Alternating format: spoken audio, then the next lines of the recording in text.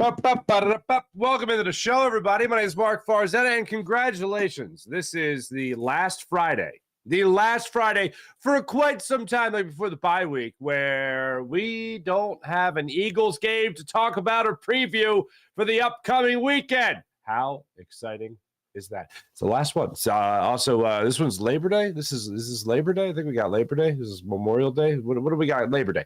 We got that weekend coming up here. So we hopefully everyone has a nice little weekend. I will tell you right out of the gate, I will be doing the show, the Fightins post-game show on the Jacob Media YouTube channel tonight, following the Eagles' first game of the three-game series they have with the Milwaukee Brewers. It's an 8:10 start time tonight. Zach Wheeler will be on the hill for the Phillies, so I will be on with you guys after that to react to that game live. So I look forward to doing that. And then Monday, no shows. I'm off Monday, as I hope you guys are, enjoying the day and just kicking back, relaxing, hanging with the family, hanging with some friends, enjoying yourself. I know I told you guys I'll be going fishing this weekend, so I look forward to that. But before I went away, you know what I did last night? Well, here's what I did yesterday. First off, I got a big old pot of braciole on the stove. Okay, now I make my braciole with the flank steak. I make it with basically the meatball mix, the veal, pork, and beef. I got some hard boiled eggs. I'm gonna grind up. I'm gonna sprinkle over top before I roll them, tie them, and then or I already rolled them, tied them, and put it in there, and then I put it in the sauce and the gravy. Right, that's sitting on the stove as we speak right now, and that's gonna be my dinner tomorrow night. The night after that, and the night after that, and the night after that. Making it for the family, going away with the wife's family to Virginia. They got a relative down there that we enjoy spending time with, a couple relatives down there. So that'll be my contribution to the weekend. And then do some fishing. So I'm very much look forward to that. It does, for those that can identify, there is no candle, there is no spray that can simulate the smell of a just pot of the Sunday sauce, the Sunday gravy on the stove. You can smell it all throughout the house. It's a beautiful thing. So yeah, I hope you guys have some great plans for the weekend. But here's what I did. I made that yesterday. All right, still stewing. Okay. Then I went down to the Eagles Kelly Green block party in Fairmount. Told you guys I was going down there. And that's what I did, and it was a sight to be seen. Now, I don't need to tell you guys the Philadelphia Eagles, a week before the season starts, I don't need to tell you guys that they draw a crowd. I expected a couple hundred people. I expected it to be a party. I did not expect it to be a shut-down Fairmount Avenue type of block party. Literally driving into my old neck of the woods, okay, before I had sold out and moved to the burbs, all right? I lived in Fairmount for 20 years.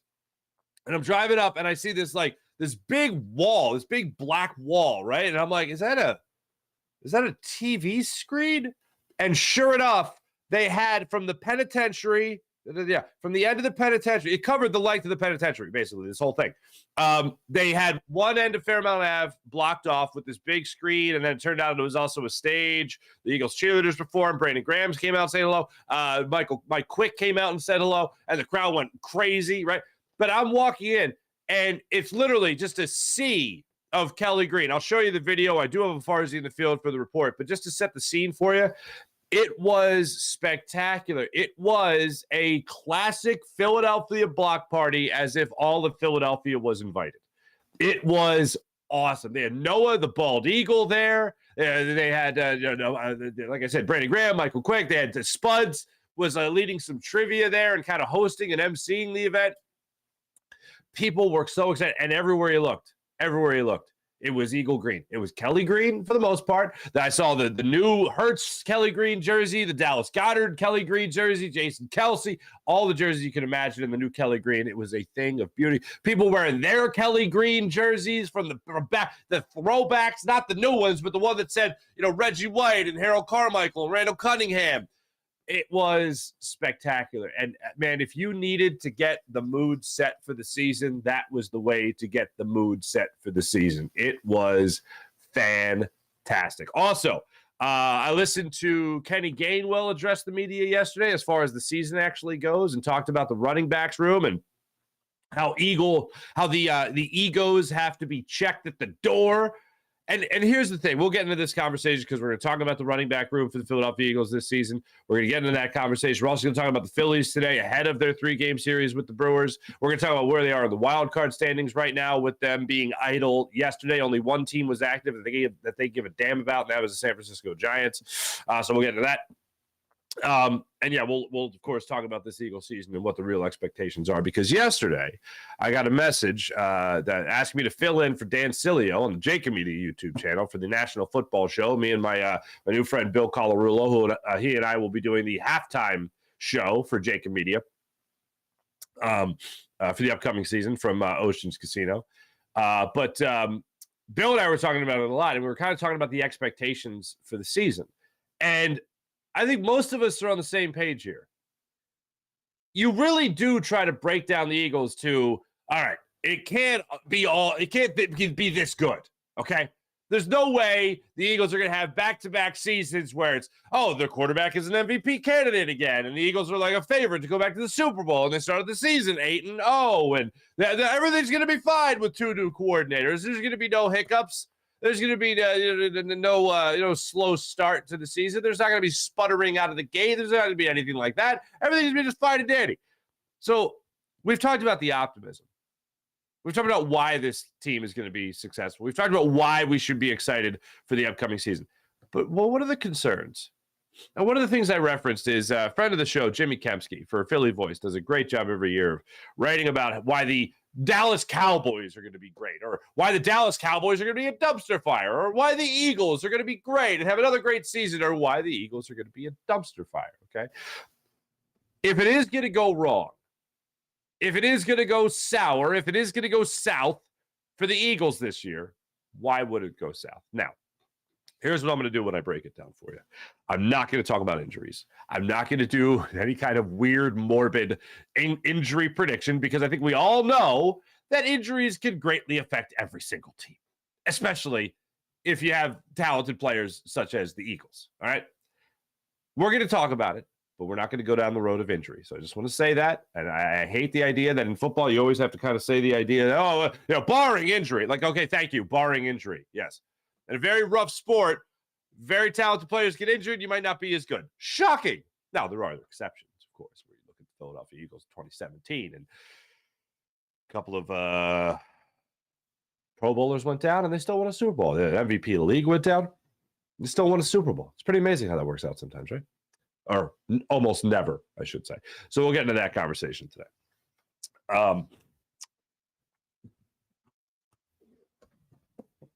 I don't like looking for negatives, but when we have talked about all offseason why this team is going to be successful, it has gotten me to the point of, all right, I think we understand the Eagles are a very good football team. I think we understand that they're in a very good place. I think we understand that they've had a very good offseason as well. But what if it doesn't go right? I can tell you right now, the greatest feel, and it was a similar feeling to the Eagles losing this past Super Bowl, where still that 76ers second-round playoff loss, again, has stuck with me more than a Super Bowl loss. And it's similar to when the Eagles lost the Super Bowl with T.O. and Donovan. Because when they lost that Super Bowl, yes, it sucked that, what happened in the last 5 minutes? Why are they going so slow? How did they lose a lead? And how did they let the Patriots come back and win this game? It was all that. It was that feeling. But at the end of the day, and this is a perfect example, you had this great feeling that this was just the beginning. You had this great feeling in 2004, 2005, that at the end of that year when they lost the Super Bowl, yeah, they got T.O. now, they got Donovan, and they love each other, and T.O. can come back from a broken leg, and Donovan is going to be great for years, and these guys are besties, and nothing can spoil this relationship. The upcoming season would certainly show that they were not besties. It would show that T.O. very much wanted a new contract, and they wanted to rip up his old contract, and he had outperformed his contract. And Joe Banner didn't think that he really outperformed his contract. So that's my Joe Banner whisper. So Joe Banner decided not to do it, and Jeffrey Lurie decided not to do it. And Donovan McNabb wanted T.O. to keep his name out of his mouth, and he said he wouldn't go to bat for him. And then he kind of went to bat for Brian Westbrook. And then Andy Reid sent Terrell Owens home, where he did push-ups on his front lawn. And I got to go out there as my first assignment in the professional broadcasting world and report live from T.O.'s lawn. And then I didn't think that 18 years later, I'd be worried about a similar situation. And to be honest with you, this is a far different situation than that. And it's not that I think A.J. Brown or Devontae Smith is going to be doing sit-ups on their front lawn. No, it's nothing like that. The point isn't the specific. The point is the general. The general is that you had this amazing year, this year you'd been waiting for. And when you lost the Super Bowl, you felt like this was just the beginning. And it turned out to be the end. We felt similar with Carson Wentz. This is just the beginning. And it turned out to be a downward spiral with Carson Wentz, a wildly unfortunate downward spiral, where we thought this great thing and this great run was right there for the taking. But it wasn't. We have had built-up seasons before. We have had overhyped seasons before. Now, it's not overhyped until they don't live up to the hype, obviously, right? So this team, why do I believe this team is going to be successful? I go back to the veteran leadership and talk about the optimism before I talk about the pessimism. But we have seen seasons before that we were promised the world. It looked great on paper, and then for whatever reason, and unfortunately, when the game started, it turned out to be not as great as we had anticipated. I still think that this team is going to avoid the Super Bowl hangover. I still think Jalen Hurts is not Carson Wentz. And I still think that the relationship he has with his teammates is nothing like Donovan and T.O. ever had. It's better than that. So I don't think those three factors go into this season. But the only point that is the overriding point in this is that we have had seasons before where we thought we were promised the world and we were going to get the world. And then it just hasn't gone our way. So we'll highlight today why it might not go our way. There are three main reasons as to why it could not go our way. And no, I'm not going to talk about injury. But, man, being down there yesterday at the Eagles block party, it did set the tone. It set the tone for me and just how ready this city is for football. Now, of course, as you guys know, I'm very much invested in our beloved Philadelphia Phillies. They had an off day yesterday. And before we get into the Eagles and our preview of what could be going on there, I do want to talk about where the Phillies stand, as again, they were idle yesterday. Here's where they are when it comes to the wild card standings. Phillies 4.5 games into a wild card spot. They lead the pack at 4.5 games in. The Cubs are a game and a half in. Cubs were idle last night. The Giants won last night. Won last night.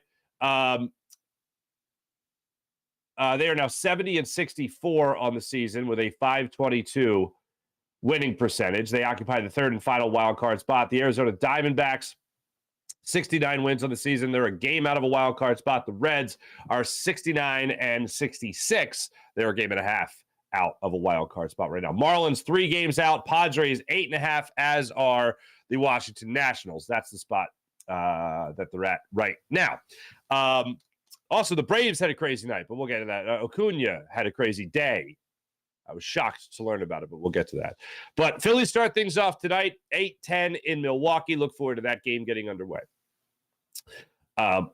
Before I play for you Farzy in the field in Fairmount, because that's optimistic. People are very excited. I want to talk about 3 things that concern me about the Eagles. The number one thing that concerns me, I'll go in order here. The number one thing that concerns me are your coordinators. I know Brian Johnson has this great relationship with Jalen Hurts. I know that Sean Desai has been blessed by Vic Fangio, all right, and he's been given the endorsement of Pete Carroll. These are 2 guys that have a nice little resume in the NFL. But to start it off on the offensive side of things, I'm not one for great relationships. To go back to the comparison, and I don't believe there's a big one, but yes, you could talk about a great year and then followed by a disappointing year. If you compare Jalen Hurts and Carson Wentz, what could happen? Carson Wentz had this great relationship with his offensive coordinator. And I know he wasn't calling plays, Press Taylor. It was Doug Peterson. But one of the things that people were bothered by in that time was that Carson Wentz was not being pushed by Press Taylor. He was too buddy-buddy with Press Taylor. The last time there was a buddy-buddy relationship between an offensive coordinator and a quarterback, it did not work out well in Philadelphia. Now, the saving grace is that you do not, Jalen Hurts is not Carson Wentz. And I don't think, I know Jalen Hurts likes hard coaching, but I don't think Jalen Hurts necessarily needs hard coaching. I think he's hard enough on himself. So that's the overriding saving grace in all of this. But as a play caller, Shane Steichen was a really good play caller. And you have a guy now in Brian Johnson who has not called plays, taking over that responsibility from a head coach, by the way, that by his own admission, more or less, can't call plays. And one of the best things about Nick Sirianni is that he can admit to himself when he has something that he is not particularly good at. And he can delegate. He could be the CEO type of head coach. And I love that term, CEO type head coach, where he finds somebody else to do the job that can do it better than him and say, all right, you do it. And he is knowledgeable enough, modest enough, and not ego-driven enough to say, yeah, this shouldn't be on my plate. I got to oversee the whole big picture here. So why don't you go ahead? I'm big picture stuff, okay? You're play caller. Go ahead and handle that game plan, getting ready for the game and all that. I'm your man. But when it comes to game day, when it comes to calling plays, Brian Johnson, this is on your table. We don't have any evidence as to whether or not Brian Johnson can handle this. Now, here's the other saving grace in this. He's got a good roster to be able to call plays for. He's got a good roster that even if he doesn't have the best play at the best possible time called up, he doesn't have the right play at the right time called up, he's got a quarterback that can figure it out. He's got wide receivers that can still produce and make a play. He's got a running back room, a stable of running backs that can make something happen. But if he is not calling the right plays, if he's not putting his players in the best possible position to have success, well, this doesn't matter how talented you are. There's been plenty of talented guys pissed off not having good years because they're not put in the right position during games to make plays. So that, for me, is a concern. You flip it over on the other side of the football, and Sean Desai, he's got 1 year under his belt as a defensive coordinator. 1 year under his belt. He has been given, similar to Jonathan Gannon last year, he has been given the keys to some pretty nice cars. I've referenced this analogy before, that I think David Letterman had such a great analogy for being a talk show host. And I think it can apply to a lot of things. He grew up, in Indiana and loved, the Indy 500. And he compared hosting a talk show to driving a car. If you're the driver, you think about the amount of people that go into building that car, working on that car, tuning that car, making the car safe, making sure the car is running perfect. There's this whole team of people. And then you go in the driver's seat. And if you drive that car into a wall, then everybody else's effort, everybody else's work goes by the wayside because you messed up. Howie Roseman has handed Sean Desai 2 first-round draft picks. Last year, he had another first-round pick in Jordan Davis that he handed to Jonathan Gannon. He also went out and he made an acquisition of a nickel corner to play the safety position in Chauncey Gardner-Johnson. He has brought in Darius Slay. He has brought in James Bradbury. They drafted Avonte Maddox. There are some pretty big, pretty beautiful cars that the Eagles have, and some of them brand new on the Eagles defense. And Sean Desai has been given the keys to that kingdom. He has been given the keys to those cars. Talk about putting players in the right position. How is he going to utilize Jordan Davis? How is he going to utilize the Jalen Carter in his rookie season? Some are expecting, including NFL.com, recently ranked Jalen Carter as the favorite for Defensive Player of the Year. Have at it, Sean Desai. Put him in the right position. Nolan Smith, possible double-digit sack season, a rookie year. That'd be pretty impressive. Can't wait to see that. You have a toss-up right now at the safety position next to Reed Blankenship. Justin Evans, Terrell Edmonds. Oof. Will it be Sidney Brown? Will it be the rookie? Will you have 1 year of experience under the belt in the back in the secondary there at the safety spot? Either way, it's all on Sean Desai's shoulders to organize this, to be a better defense than what you had a year ago. I'm looking at Sean Desai where you have certain asks of coordinators. One is tough on the offensive side of the football because it's pretty hard to duplicate what Shane Steichen was able to do offensively. It was a phenomenal year last year. 1,000-yard rusher, 2,000-yard receivers, second in the league, second in MVP voting as a quarterback. That's pretty special. Go ahead and do it again. I'd love to see it. Go ahead and try to surpass it. That's what I want to see. But if you're Sean Desai, there's one phrase that I just don't want to go and pass through my lips. And it's one that hopefully this is the only time I'll say it. Some of you already know what I might say. Don't make me miss Jonathan Gannon. Don't make me miss John. Well, Jonathan Gannon, as much as you didn't like him, you had 70 sacks. You had a top 10 defense in points and yards per game. You were leading the league for a while there in takeaways last year. I never thought I'd say it, but I miss Jonathan Gannon. Now, with the pieces he has in the puzzle, hopefully this isn't the case. There are people that believe, and I'm one of them, that you're not going to miss Javon Hargrave. A veteran, a guy that came up with double-digit sacks from the defensive tackle position. Jalen Carter, I don't know if he's going to have the big splash numbers in terms of sacks that Javon Hargrave, the eye-popping numbers that you can see right there on the surface that jump out to you. But I think he will be creating a lot of opportunities for guys on the edge. I think him and Fletcher Cox on the interior of this defensive line are really going to make life easier for Brandon Graham, for Hassan Reddick, for Josh Sweat, for Nolan Smith. I think they're going to make life a lot easier for these guys. Oh, boy, Derek Barnett, him too. But Sean Desai is the guy that has to organize this. One thing that he can't do, and look, as much as I want to see, especially with Nakobe Dean as your middle linebacker, then be a little bit more aggressive when it comes to, a couple more blitzes, maybe a game from your linebacker, your middle linebacker. Can't get beat. As much as we rag on the idea of not allowing the big chunk play, I get it. I understand it. That is a good philosophy. I don't have a problem with that. I have a problem when you face certain quarterbacks like Daniel Jones, for instance, or Dak Prescott, for instance, guys that can turn the football over at an alarming rate. I have a problem when you don't force them into a mistake. If you allow them to be comfortable, they're not going to make a mistake. But if you could do something, if you notice that they're starting to get comfortable, if they're finding a groove, if you don't do something to move that quarterback off their spot, if you don't do something to try to force something go your way when nothing is going your way, like drawing up a blitz, being creative, maybe a safety blitz. Maybe you do send Nakobe Dean up the middle. Maybe you do send Nakobe Dean through Fletcher Cox and Jalen Carter through the middle of that line of scrimmage to get after the quarterback. If you don't do that, then I think there's going to be a problem. But there is a fine line there. And I think most Eagles fans are on the same page as me when it comes to this. You can't be overly aggressive. It can't be a Jim Johnson blitz-happy type of defense anymore.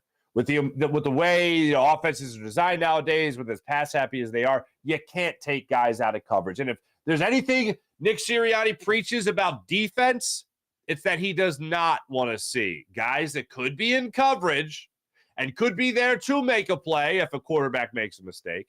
He doesn't want them behind the line of scrimmage. He doesn't want them on the other side of the line of scrimmage. He wants them to be back in coverage so you have the numbers game in your favor. It is such a fine line. And I'm not looking for that Jim Johnson style defense again. I am certainly not looking for the Buddy Ryan style defense again. As the Kelly Green is enough of a throwback for me, but it's going to be picking your spots. And the play I go to isn't even with Jonathan Gannon. Right? The play I go to is with Jim Schwartz, who hardly ever blitzed because he ran the wide nine, and that's how he depended on pressure. Similar philosophy of your front four has got to get pressure. You can't be sending blitzes. It's going to be your front four getting that pressure. That's how you're going to win. But the one thing that I go back to with Jim Schwartz is, if you remember in that NFC divisional game against the Atlanta Falcons, coming out of halftime, they did not have a lot of momentum. The Eagles did not have a lot of momentum going in the favor. I think they just got the field goal with the play to Alshon Jeffrey down the sideline. But coming out, they dialed up that little safety blitz with Rodney McLeod getting into the backfield, getting after Matt Ryan. Something you rarely saw, but it was just the right time for it, and it worked. You got to pick your spots. The best example I could probably give you of the last 4 years, 5 years, where a defense coordinator just said, you know what, it's time to push this button. Sean Desai saying in his introductory press conference that he wants the defense to be palpable. He wants you to feel it, right? I think that is mostly going to come from your front four. I think it's mostly going to come from your defensive line. But on the ideas and the situations where you want to dial up something to make something go your way, that's where you got to be careful. When you start rolling the dice, you got to make sure you're careful on how often you're gambling and how you're gambling. I do think that Sean Desai is going to be a teeny bit, a little tiny bit more aggressive than Jonathan Gannon. I think he's going to blitz at a higher rate. But the bigger test for me is going to come with the adjustments. And the perfect example of that is the Super Bowl. If you can't get home with your edge rushers for whatever reason, you're facing a really good offensive line, it's a slippery field, then what's your adjustment? Who's going to go straight ahead? As opposed to waiting for a guy like Hassan Reddick to get home, but he can't get the edge. He can't get that angle coming off the edge that he can get normally. So are you going to have a guy like Nakobe Dean, who is a much better blitzer than TJ Edwards? Are you going to rely on his instincts? Are you going to rely on his quickness? Because that's the adjustment that you got to make that wasn't made in the Super Bowl. The bigger thing for me, even above aggression, it's going to be adjustments. Things not going your way in the first half, how are you going to make them go your way in the second half? What are you going to do different? How are you going to think on the fly? And I don't have any evidence really that Sean Desai can do that. Like, I don't have any evidence that Brian Johnson can call plays at the NFL level. So back to the overall point. Still on number one here. Wow. But back to the overall point. If it is going to be a dumpster fire this year, it's because your coordinators are not, or excuse me, it's because your coordinators are in over their head. So that's a concern I have. Other concern I have comes down to the safety position. We've talked about Jalen Hurts till the cows come home about what the expectation is. We've talked to the Jalen Hurts, what the bar is, how great he could be, MVP runner-up, all that stuff, going to a Super Bowl, the number three, the third best player in the entire NFL, according to the players in the top 100. That's all great. He needs to do it again. What does he need to do to have another successful year and catch the attention of everyone around the NFL that he is the real deal? He needs to do it again. Okay, fine. The Eagles at the safety position could have 1 year of experience under their belt if they decide to go with Sidney Brown and Reed Blankenship. Now, I don't think that's going to be the case. But if that is not the case, then you're also going to be talking about guys that might have a lot of experience, like Terrell Edmonds, for instance. 75 starts with the Pittsburgh Steelers. That's something. Justin Evans has been in the league for a while. He's got experience. But you're going to be looking at him as mostly a linebacker more so than a safety. He'll be a safety, but he'll have a lot of experience down the box, of course. But you could be in a position here with Reed Blankenship where, yeah, he's a solidified starter now. Now, what I mean by that is he never had his job threatened in training camp. Never had his job. He didn't even dress for the preseason. We talk about Jalen Hurts. Hey, do it again. Now we need to talk about Reed Blankenship. Hey, go out there and do it again. Go out there and make sure you have something special waiting for the rest of the NFL to put them on notice that, what do they call it? Darius Slay was talking about milk check. Got to make sure people know when you're down in the box. Got to make sure that people know when you're back in coverage. Got to make sure that whoever's playing next to you doesn't have to make up for any mistake you might make. Because, look, inexperience, I don't make as much of a huge deal as other people. Oh, he doesn't have enough experience. Sometimes you're just good. I happen to believe that Reed Blankenship is that good. But when you're playing next to him, you're making up for a guy that led the league in interceptions last year in Chauncey Gardner-Johnson. You're making up for a guy that knew when to be aggressive in Chauncey Gardner-Johnson. This could be a huge drop-off. Now, I got confidence in your cornerbacks, your starting corners across the board. When you look at what you bring to the table with Slay and Bradbury and what you have in the slot there as your nickel corner and Avonte Maddox, I got a lot of confidence in that. But when you're talking about guys that are either going to be the deepest man in the field or playing in the box, that's where I got questions. And you don't have a lot of experience if you start Reed Blankenship and Sidney Brown. And this is coming from a guy who wants the startup cost to get out of the way as fast as possible with Sidney Brown. So if this is going to be a dumpster fire, it's because teams are going to be able to throw deep on you. Maybe you don't have that over-the-top safety help. Maybe you have more blown coverages because you don't have that experience back there. Now, last year it worked out fine. Marcus Epps was back there. You obviously had Chauncey Gardner-Johnson back there, who did not have a lot of experience since college at the safety position, but he certainly made it work for himself, and the Eagles coached to his strengths. Now you're going to have to do something similar. What are the odds that you have 2 years in a row where you don't have a lot of experience at safety at this, in this pass-happy league? What are the odds you hit on guys back-to-back seasons and you don't see a problem? I would venture to guess they're not very good. So you play the odds game, that's a concern. The third thing is that this is going to be a tougher schedule than last year. Two main reasons. One, you have one of the toughest strengths of schedule in the entire NFL versus what you were dealing with last year. Bill put it great yesterday. Bill Colarulo, while we were filming it on the National Football Show and Jake Media, Bill put it perfectly. It's just the bottom line is this is going to be a season where you're not going to be able to afford to lose to the Cowboys. This is going to be a game. This is going to be a season where you can't afford to lose to the Washington Commanders. This is one of those types of years. With the outside schedule who you have on that schedule this year with the Eagles, you can't afford to drop divisional games that you're supposed to win. And divisional games are always tough, and you can never count them out. Blah blah blah blah. Eagles beat the Giants 3 times last year. All right, so I'll jump to that. But the schedule's tougher, and teams now know how good you are. And that might sound like nothing to some people, but that really does matter. You're not going to sneak up on anybody. Everybody will be throwing you are now a badge of honor to beat. We got the Eagles coming up. We can hold on. Oh, we beat the Eagles, man. We beat the Eagles. It's not going to be something where at the end of the season, Washington looks back and they go, oh, wow, yeah, well, how beat the Eagles that time, man? Yeah, they made a lot of turnovers. They had a lot of mistakes, but, man, we beat the Eagles. That's a badge of honor for them.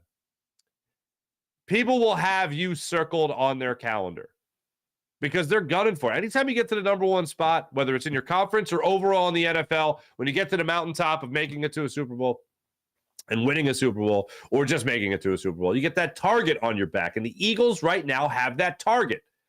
So, look, every team in the NFL can lose focus. Every player in the NFL can lose focus. It happens, right? I know we don't look at it as a long season because it's only 17 games. It's 18 weeks, right? But to these players, it's still an everyday thing. They're not playing games every day, but they're at practice. They're at their workout facilities. They're at their practice facilities every day. So to them, it still is a grind. They can lose focus throughout a season. Teams can have their own internal turmoil throughout the season. If you're a really good team like the Eagles are, if you're coming off an NFC championship, if you're coming off an MVP caliber season from your quarterback, and you have stocked up defensively and offensively, whether it be draft picks or free agents or whatever the case may be, you have brought in players, you have traded for players to help you in the backfield, in the running back room. You have stocked up on talent. Teams are going to be circling you on their calendar. And you are going to be a reason for them to pull focus. Can't mess around this week. Can't get distracted this week. We got the Eagles coming to town, or we're going to Philly this week. You're a reason for teams to pull focus. And during a season when you can have all kinds of distractions, whether it be injury, whether it be drama with any given team, you don't want to be a reason for – it's like why you have bulletin board material. It's why bulletin board material matters. And you're looking at other teams around the NFL looking and you go, okay, well, we could not put a notch in our belt by beating the Eagles. That'd be a good one. So those are 3 things I look at. I look at the safety position. I know I'm very optimistic. Honorable mention about the linebacker, about Nakobe Dean. We don't know yet. I got to see it. I think he's going to be very good.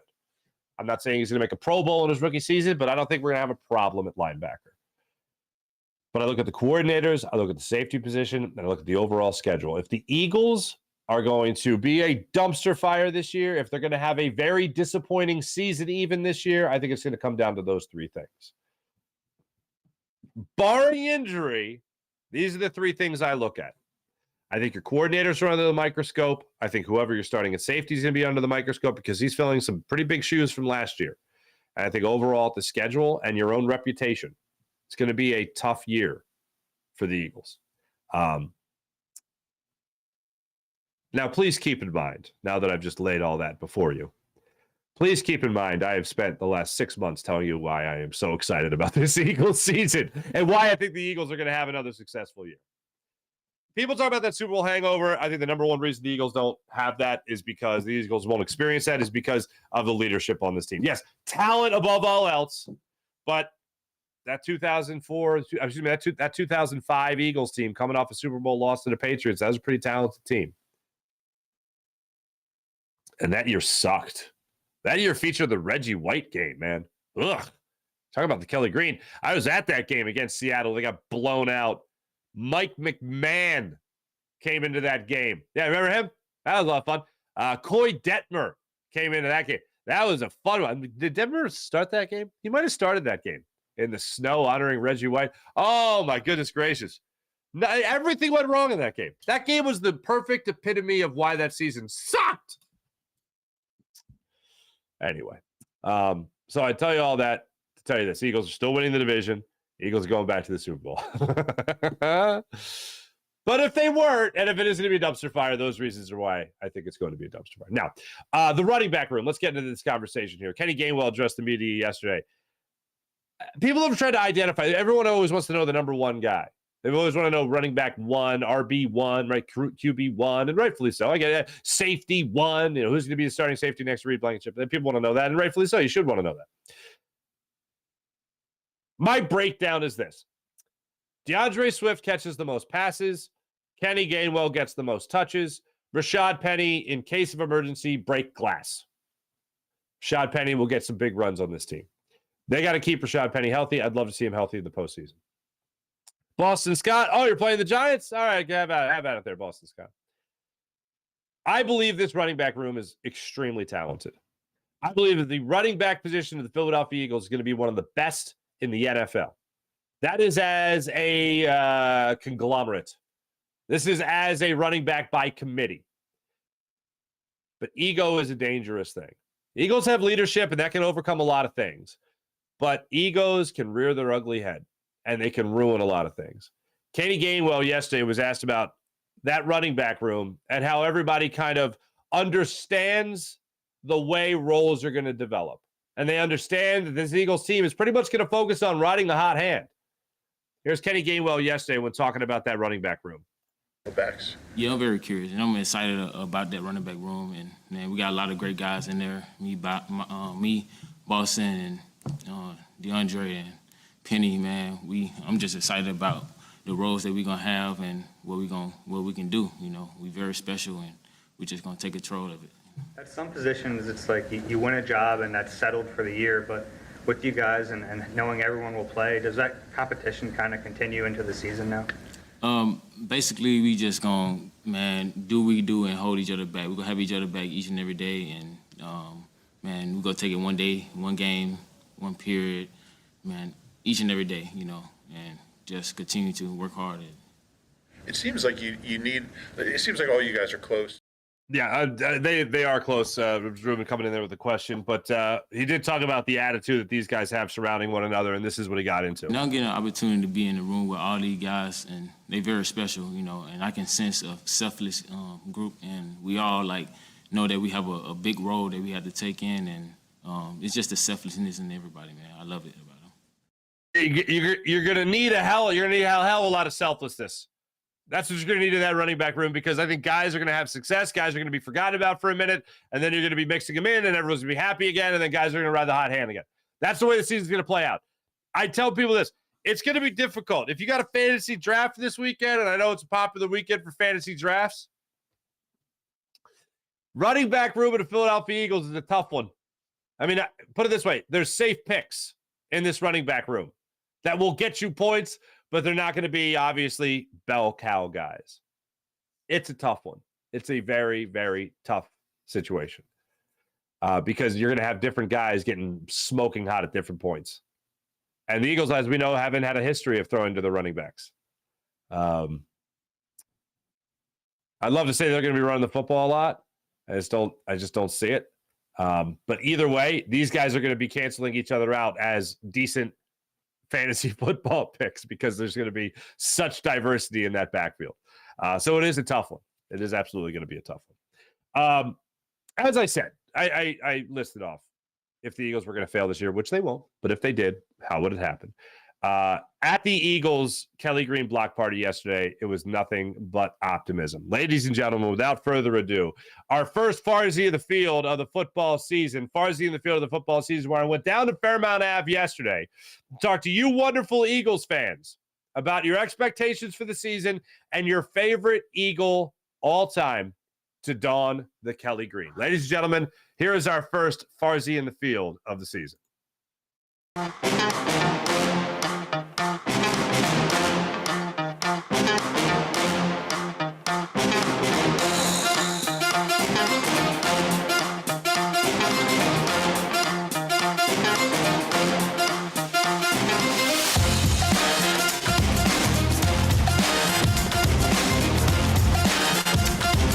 You enjoying the Kelly Green block party? Oh yeah, it's awesome here. All right, give me your favorite all-time Eagle to wear the original Kelly Green.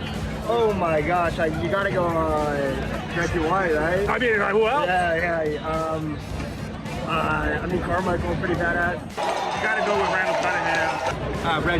Reggie White. Absolutely. Any questions? No, I didn't just answer it. I mean, that's the best answer you could possibly give. Yeah. Wes Hopkins. Wes Hopkins. Number 48. Oh, that's a great one. Hopkins and Wooders were just so nasty. It was amazing. I loved every minute. Seth Joyner. Oh, yeah. There you go, Seth. That one's for you, buddy. All right. What is your bold prediction for the Eagles' upcoming season? We're probably going to win in the range of 12 to 13, but we will go back to the Super Bowl. Bold prediction. Oh, I was going to say, all right, let's say they're going to go 15-2. How about that? 15-2? Let's go a little bold. Oh, that's pretty bold. I don't know if it's bold, but they're winning the Super Bowl. And Jalen Hurts is the MVP, and I really don't think that's going out on an ledge. I mean, that's it's not crazy. City will celebrate again. 100%. Yes. Great. One of the greatest days of my life. All right, what is your bold prediction for the upcoming 2023 Eagles season? The guy who's holding the kick's going to throw a touchdown, 15 yards. So the guy who holds the kicks is going to throw a touchdown. The guy who holds the kicks. So whoever their third string QB is. All right, so is there. All right, Tickles there. Yeah, it might be their punter, Aaron Tipploff. Okay, there you go. The guy who holds the ball for the field goals for Jake Elliott will throw a touchdown pass? Yes. That doesn't get any bolder than that. What is your bold prediction on this Eagles season? Well, we're just going back all the way. No doubt about that. Okay, so we're going back to the Super Bowl. No doubt about that. What's your prediction? Oh, wait a minute. Oh, sorry. Wait a minute. All right, Wait. There we go. Let's give him an opportunity. Yeah, let's give him an opportunity. He's got to stretch. He's got to warm up. All right. He's got to do some calisthenics. All right. The Eagles are going to go all the way to the Super Bowl. Go Eagles. E-A-G-L-E-S. Eagles. That was fantastic. E-H-L-S. What? E-H-L-S. Who? E-H-L-S. Where? Eagles. Hold up. Bring it back now. E-H-L-S. What? E-H-L-S. Who? E-H-L-S. What? E-A-G-L-E-S. Eagles!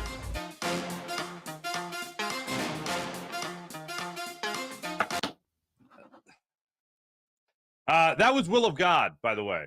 If you're familiar with Will of God's work, I've known Will of God. I just happened to bump into him there at the block party, and he was doing his Eagles chant. Actually, you know what he did? He asked me where the liquor store was. And I said, "You're in luck. I lived here for a while." Boom, right over there. You just go down past Fairmount Hardware, and it's right there on the left by the post office. It's right there. It's across from the right end. You're good to go. And he really loves his Eagles chant. But the vibes were good there yesterday. The vibes were real good yesterday.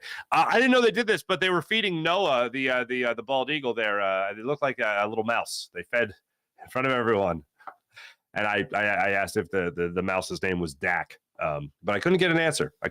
But great job by the Eagles. They did a phenomenal job putting that together. It looked like from when I walked on to Fairmount Avenue, all these people having a great time playing cornhole, taking pictures with huge bobbleheads, having themselves some fine food with the food trucks that were down there. The Eagles cheerleaders performed. The drum line was there. It was such an awesome time by that Eagles block party. So good hustle to them. Let's get to the chat check and see how you wonderful people are doing on this fine Friday morning.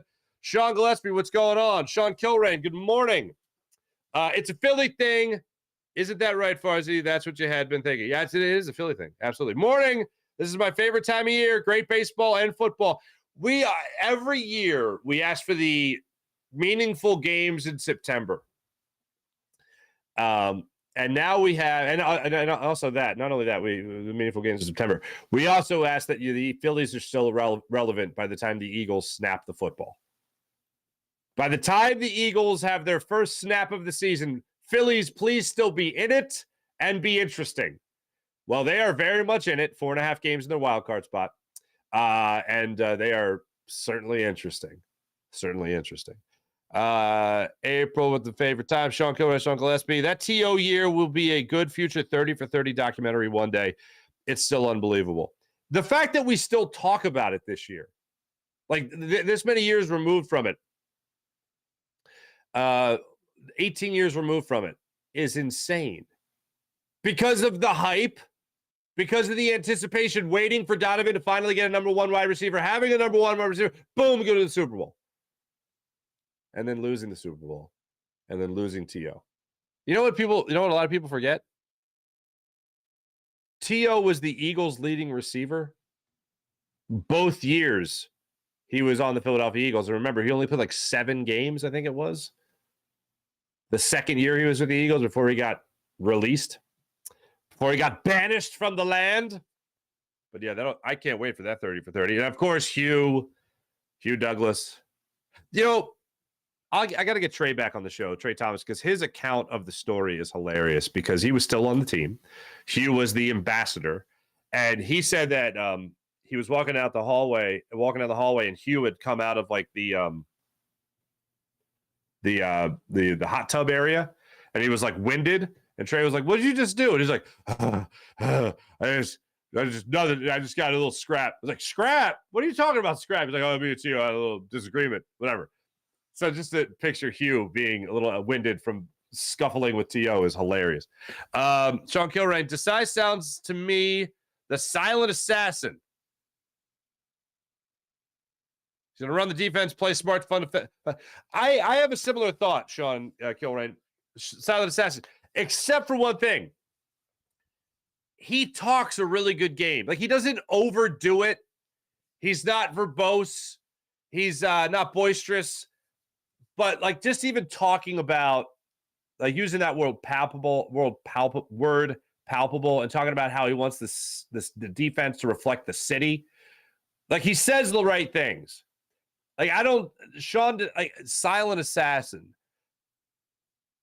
Jonathan Gannon didn't really talk a big game, but 70 sacks in that scheme, that philosophy, that worked. It's hard to be any quieter than Jonathan Gannon, unless it's right before the NFC Championship game and he's going to bleep and gut the San Francisco 49ers.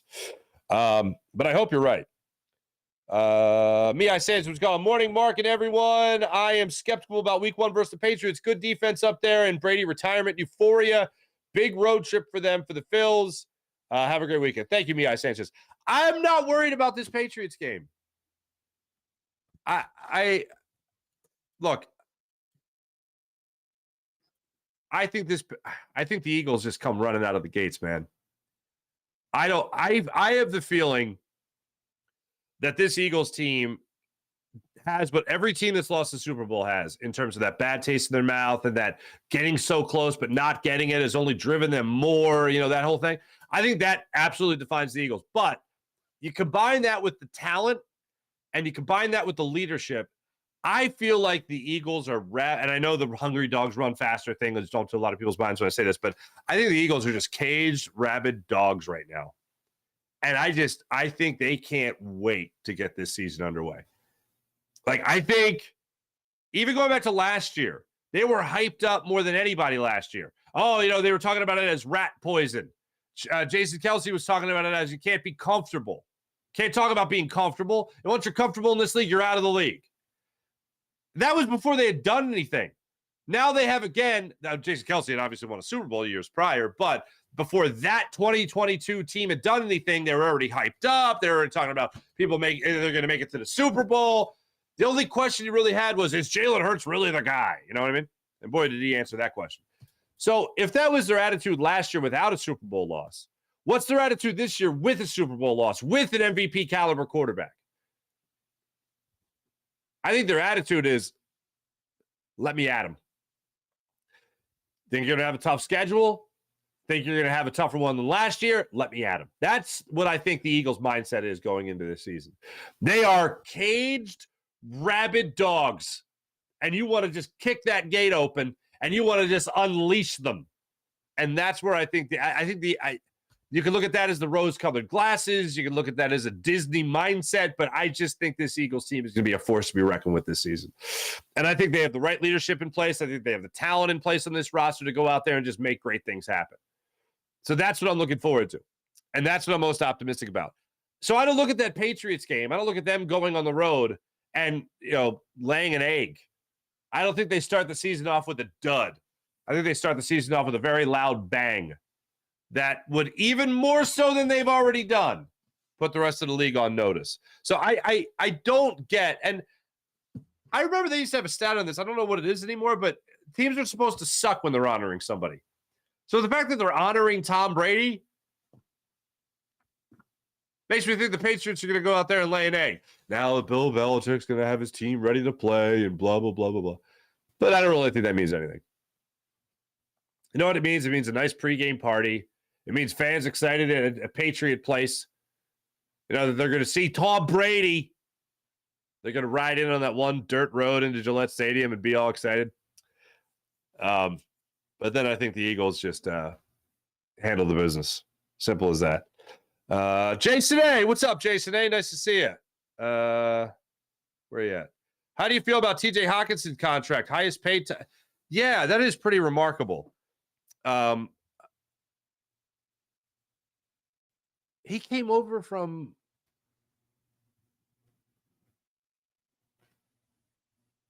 I'm trying to think of the order. I think he's a very talented tight end.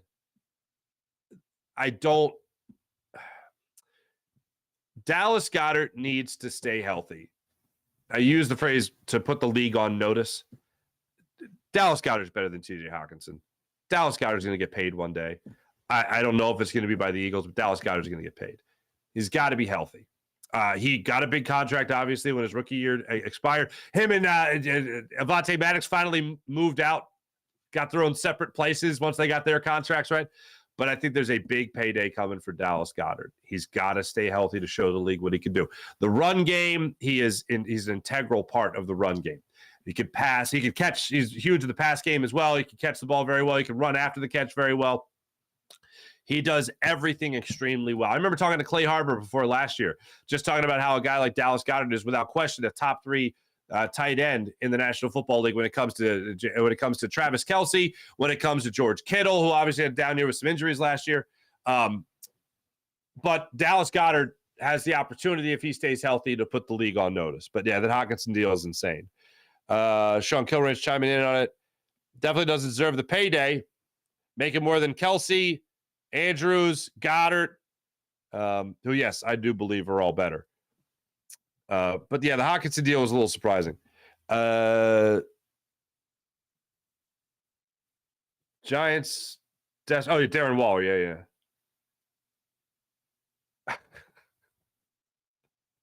April. It just says he has a puppet. The guy literally had a puppet. I wasn't sure if the Eagles hired the guy with the puppet in the Farzy in the field piece. I wasn't sure if the Eagles hired the guy with the puppet, or if he was just a guy out with a puppet. The guy was just a guy out with a puppet. Now, it turns out he does work in the community to help raise awareness about gun violence. So good for him. The guy is the guy's doing God's work. Good for him. The puppet caught me a little off guard. The puppet caught me a little. The puppet's name was EO. That was the name of the puppet. EO. EO thinks we're going back to the Super Bowl, kids. Jason A., I'm worried about the Pats game. That makes one of us. Banner screwed us with. We could have been an NFC Championship game every year with McNabb instead of that 05, 06, 07 gap. It was a Banner and Laurie thing.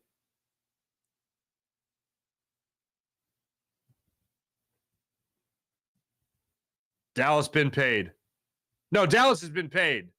Yeah. But so now the market resets. With the Hawkinson deal, the market resets. Goddard in a year or two is going to get some kind of renegotiated deal.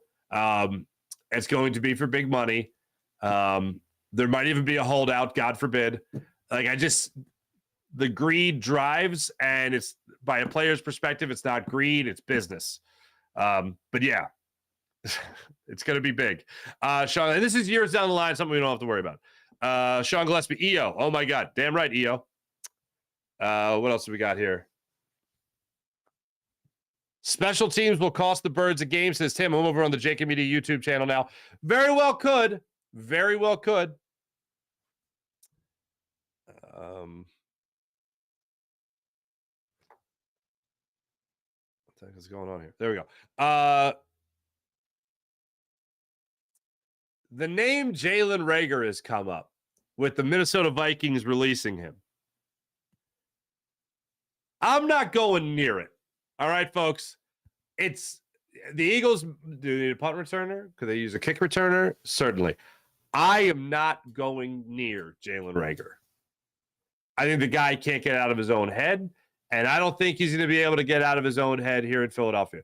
The two conversation pieces that I've seen stirred up this week that I did not see coming. One was Jalen Reagor and a possible, would you take him on the Eagles as a punt or a kick returner? No. The other is even more shocking. Ben Simmons would be open to returning to Philadelphia. Was it Marcus Spears that did the interview? On whatever the hell it was. What the heck was it? God, who was it? Who did the interview for ESPN? It wouldn't have been Marcus Spears. God, who was it? I can't remember. But anyway, they did the interview with Ben Simmons, and he said that he would welcome a trade back to Philadelphia if it ever came up. I know I've used this phrase a lot, and I'm going to channel my inner Peter Griffin one more time. No. Stop it. You stop it. Stop it.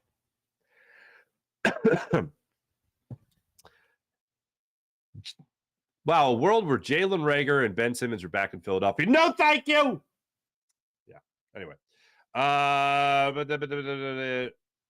Riley Rax, what's up? I can play safety for the Eagles with this D line. Life is easy. Hey, I don't disagree. I actually made that point yesterday on the National Football Show when we were filling in for Dan Cilio. If you're playing safety or even corner with this team, so God forbid somebody does go down with injury in the corner or safety position, you're playing with like a running back behind this offensive line. Like the job is made easy for you. I shouldn't say that. The job is made a lot easier for you than other places. Put it that way. So if you got to be the deepest man on the field, you don't got to be in covers that long because this defensive line is going to get home. Hassan Reddick is going to get home.